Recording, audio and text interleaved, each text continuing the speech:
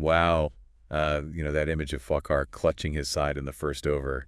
Well, that kind of sums up Pakistan's Champions Trophy defense so far, doesn't it? Yeah, a tough break for them. I mean, it's almost poetic, isn't it? Their 2017 hero. Yeah. The guy who won it for them, taken out right at the start. And replaced with someone who hasn't played an ODI in, 2 years, right? Yeah, exactly. Yeah. So much uncertainty swirling around them right now. Everyone's seen the headlines. But let's dive deep, shall we see what this means for Pakistan's chances? Yeah, let's... I think what's so interesting here is that this injury, it just changes the whole dynamic of the team. It really does. We're not just talking about one less batsman in the lineup. No. We're talking about a complete shift in strategy. It changes the whole approach. Right, so first things first, how bad is this injury? We saw Fakhar hobbling out there. What exactly happened? Well, it looks like a classic oblique strain, and for a batsman like Fakhar, who really relies on those powerful shots, the cuts and pulls, well, that's a nightmare. I mean, it happened on the second ball of the tournament. Wow. A drive from Will Young, and Fakhar's chasing it down, and you just saw it. You saw the moment he tweaked something. Yeah. He was in visible pain, but he still tried to bat through it. He did. Yeah, he even came in at number 4 later on. Right.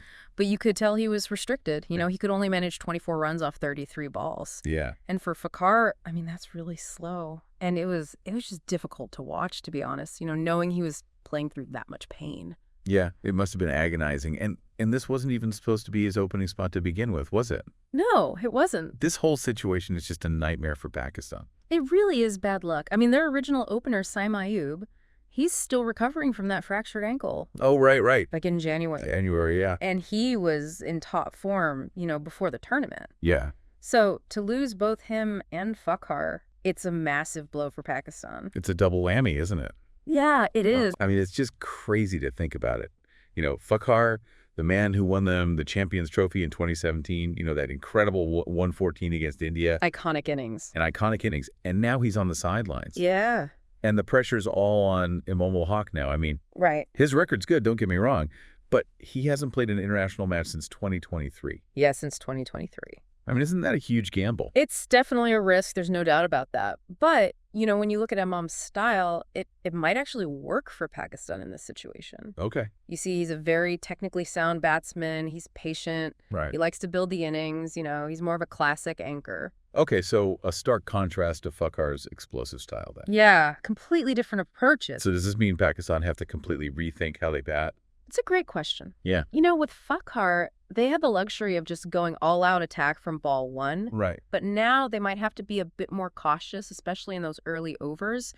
Really focus on building partnerships, rotating the strike, putting the bad balls away. And, of course, we can't forget about the elephant in the room. Right. Their next game's against India. Oh, yeah. You couldn't ask for a tougher opponent, especially after that opening loss to New Zealand. Couldn't have asked for a harder start. 60 runs. Yeah, 60 runs, it puts the pressure on straight away. Immediately, yeah. And then to face India in Dubai with that crowd. That atmosphere. The stakes are high. Sky high. I mean, the pressure is immense. So the big question is, can Imam deliver in this pressure cooker? Can he fill those shoes left by Fakhar, or will Pakistan's title defense just fall apart?